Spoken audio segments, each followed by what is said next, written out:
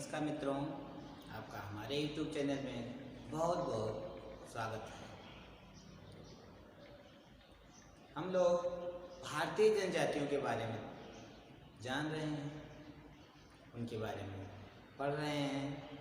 आज हम देखेंगे भारतीय जनजातियों के क्रम में संथाल जनजाति। संथाल जनजातियों में उनकी प्रजातिगत विशेषताएं हैं।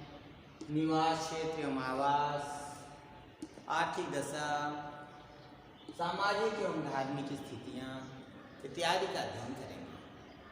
हम सभी जानते हैं और भी वीडियो में बताया जा चुका है कि जनजातियों की परिभाषाएं क्या हैं, लेकिन इतना मोटे तौर पर हम जानते हैं कि ये आदिवासी होते हैं, अर्थात ये आदिकालीन परंपरा के अनुसार अपना निवास करते हैं, अपना जीवन यापन करते हैं, इसलिए इसे हम आदिवासी कहते हैं। जैसे आदि मानव जंगलों में रहा करते थे, वही परंपरा में आज भी हैं, हमारे सभ्य समाज से दूर कटे हुए हैं, अलग थलग हैं, जिससे आज की तकनीकी सभ्यता का ज्ञान इन्हें नहीं है, तकनीक से अलग हैं, अपनी प्राचीन परंपरा में ही अपना जीवन निर्वाह करते हैं। हम देखते हैं कि सबसे पहले प्रजातिगत विशेषताएं।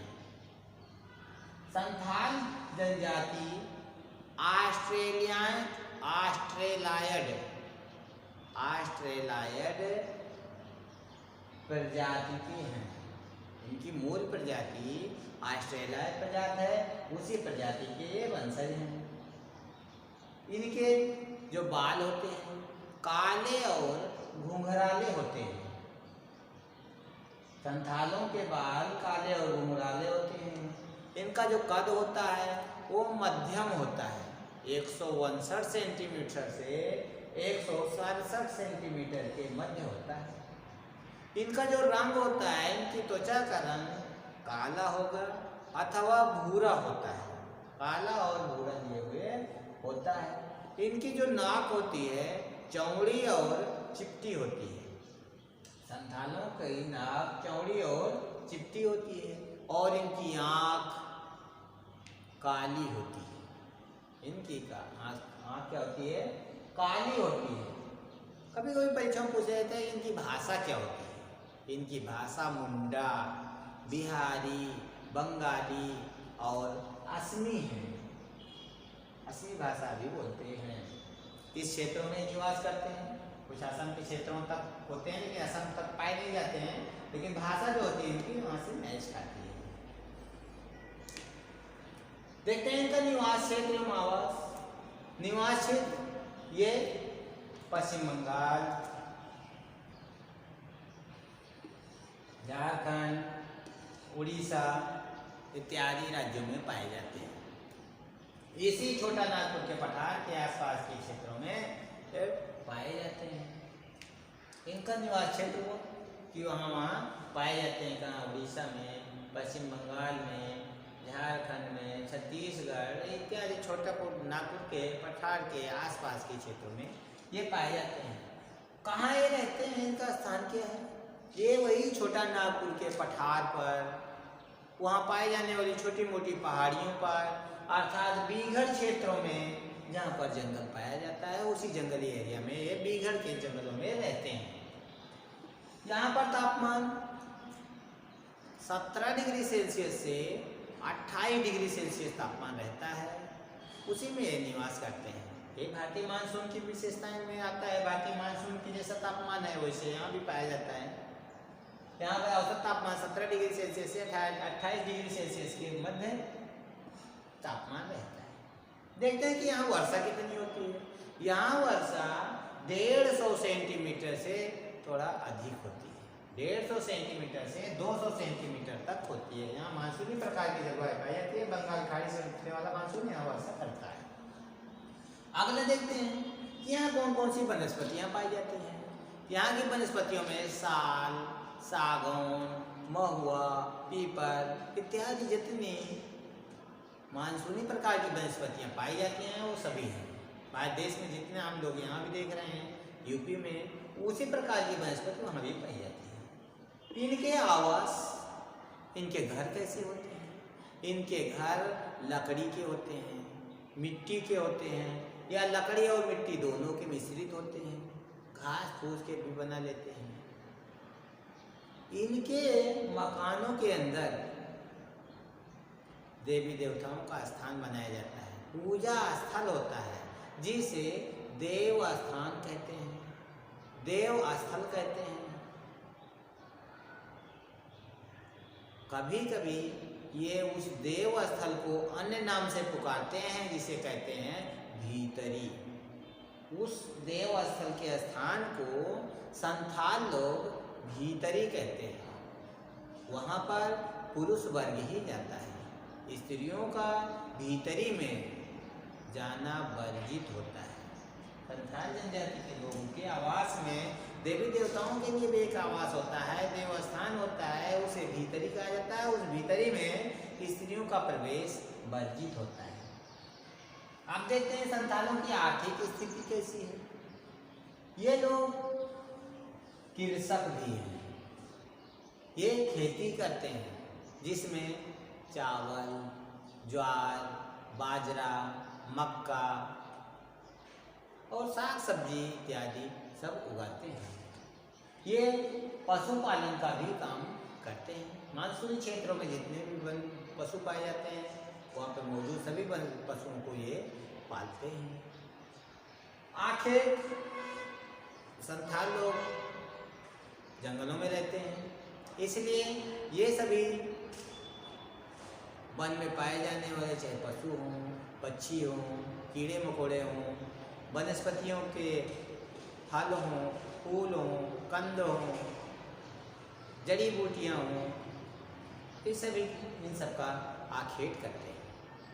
यहाँ तक कि ये वनों कि जहाँ जलाशय पाया जाता है, वहाँ पर मछलियाँ इत्यादि भी पकड़ते हैं। इनका भोजन ये चावल, ज्वार, बाजरा, मक्का, बाजरा और पशुओं के मांस, पक्षियों के अंडे, जड़ी बूटियाँ, फल फूल इत्यादि सब इनका भोज्य पदार्थ है। इनके वस्त्र, संथाल लोग चाहे स्त्री हो चाहे पुरुष हो, वो घुटनों तक लंगोटी पहनते हैं, धोती पहनते हैं। पुरुष वर्ग के लिए जो धोती होती है उसी को पहनते हैं, और महिलाएं लंगोटी के साथ साथ अपने वक्षस्थल को ढकने के लिए भी धोती का ही प्रयोग करती हैं। लेकिन बहुत बड़ी धोती नहीं होती है, जिसे हम सामान्य वर्ग की औरतें पहनती हैं धोती, उस तरह की नहीं, बल्कि थोड़ा दुपट्टा टाइप का बड़ा सा होता है, उसी को पहनती हैं। फिर ये आभूषण, संथाल औरतें आभूषण की शौकीन होती हैं। वो पीतल के, कांसे के गहने पहनती हैं, चांदी का कड़ा बनवाती हैं, चूड़ियाँ पहनती हैं और विभिन्न प्रकार की धातुओं के हार भी पहनती हैं, जैसे फूलों के हार हुए, धातुओं के हार हुए, हार भी पहनती हैं। तो इस तरह इनका आभूषण और आर्थिक स्थितियाँ दिखी। अब इनका देखते हैं सामाजिक स्थिति कैसी है, इनका समाज किस तरह से है। ये संथाल लोगों के मुखिया की परंपरा है। यहाँ पर संथालों के जो बहुत बुजुर्ग व्यक्ति होता है उसे मांझी कहा जाता है।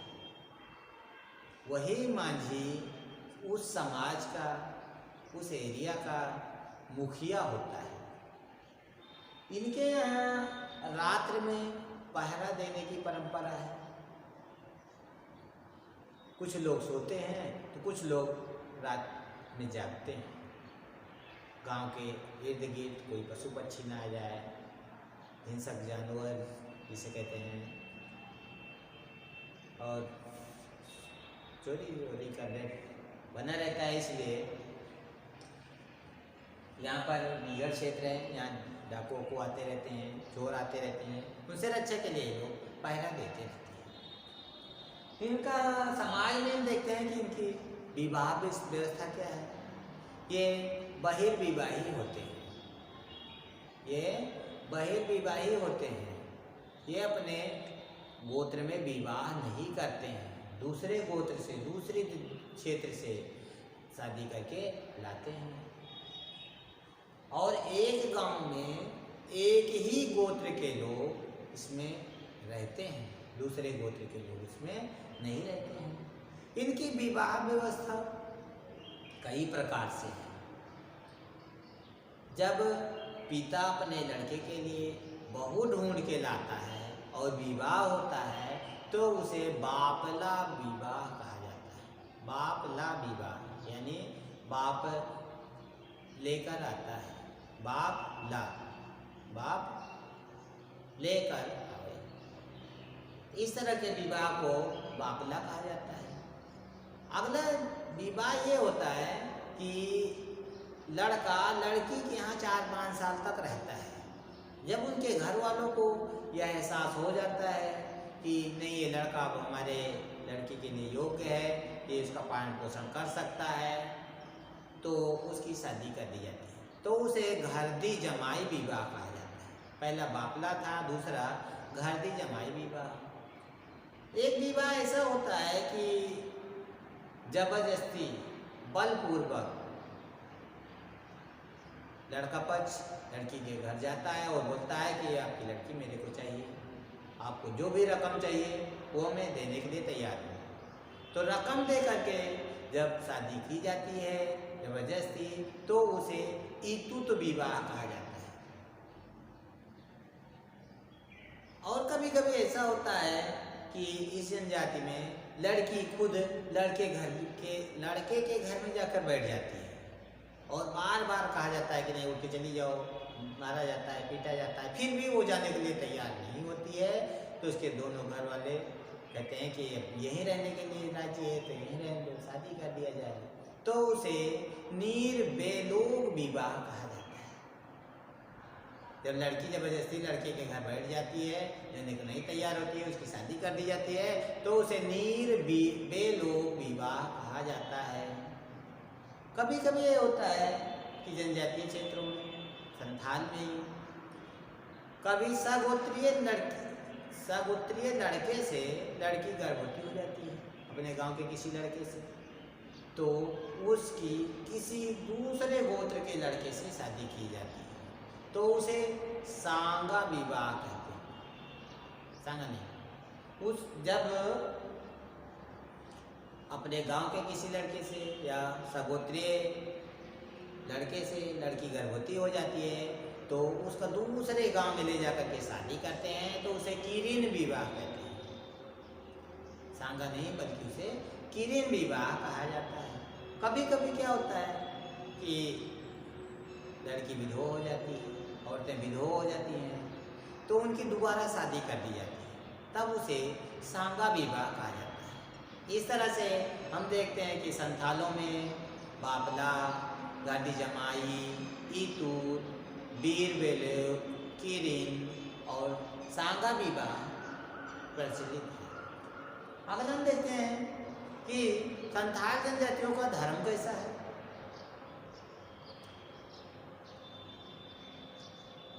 धर्म, ये लोग प्रकृति के पूजक हैं। संथाल लोग प्रकृति के पूजक हैं। ये पूजक मारन, बारू, चंदेवरा आदि देवी देवताओं की पूजा करते हैं। पूजा जो स्थल होता है इनके यहाँ, उसे जोहर थान कहते हैं। यह गांव के बीचों बीच में होता है। गांव के बीचों बीच में एक पूजा स्थान होता है जिसे जोहर थान कहते हैं। गांव का जो मुख्य पुजारी होता है उसे नायके कहा जाता है। गांव के मुख्य पुजारी को नायके कहते हैं। इनके यहाँ पशुपालन होता है, इसलिए गौ पूजन भी होता है। तो गौ पूजन होता है तो उसे सीहाराम कहा जाता है। ये लोग त्योहार भी मनाते हैं। मार्च के महीने में बाहा त्योहार मनाया जाता है।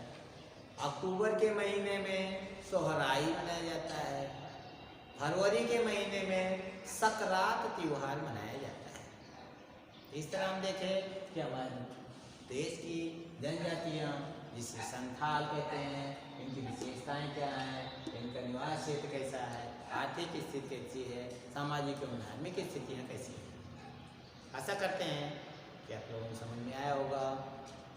अगले वीडियो में फिर मिलेंगे, तब तक के लिए नमस्कार।